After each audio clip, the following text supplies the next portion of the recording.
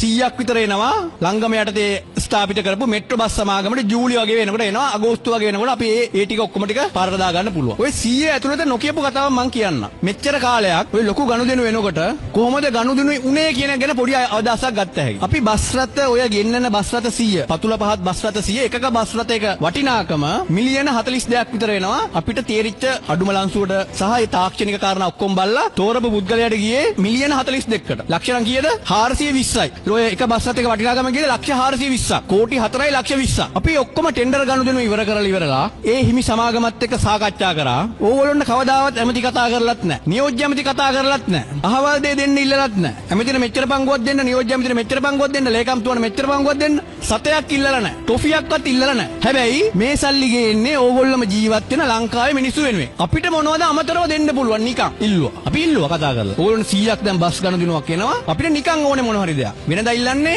ඇමතිගේ ගෙදෙට්ට. නැත්තම් ඒ අදාළ කට්ටියට තමයි ඉල්ලන්නේ. පගාව. අපිත් ඉල්ලුවා පගාවක්. මොකද්ද පගාව? රජයට දෙන්න නිකන්. මොනවා හම්බෙන්නේ නැද්ද?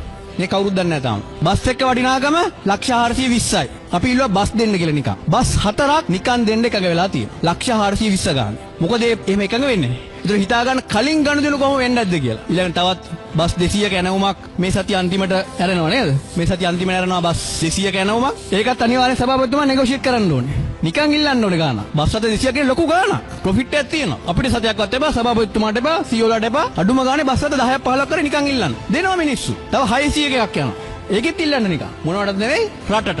එහෙමයි මේ ආයතන දුවන්නේ. පරණ දුවපු විදිය නෙවෙයි. ඉතින් ඒ විශ්වාසය ඔයගොල්ලෝ තියාගන්න. අපි අර කියපු දේශපාලන සංස්කෘතිය වෙනස් කළා අපි මාසෙන් දෙකේ. අවංකවම කැට තියලා කියන්න පුළුවන් එක දේශපාලඥයෙක්වත් ප්‍රාදේශ සභාවේ ඉන්නවා සෑහෙන පිරිසක් අපේ සභාපති ඉඳලා ඉන්නවා පාර්ලිමේන්තු මන්ත්‍රීවරු ඉන්නවා අමාත්‍ය මණ්ඩලෙ ඉන්නවා එක්කෙනෙක්වත් අපි අර කියපු අදූෂිත බව බිඳලා නැහැ මේ වෙනකල්. ඒක බිඳින්නෙත් නැහැ. ඒ තුල අපි රටට ගන්න වාසි ගොඩක් තියෙනවා. ඒක එකක් තමයි මම කිව්වේ 100ක් බස් රථ ගෙනකොට 104ක් වැඩිපුර නිකන් හම්බෙන තත්ත්වෙට අපි අරන් ඇවිල්ලා තියෙනවා. ඔය හැම දෙයක්ම එහෙම තමයි.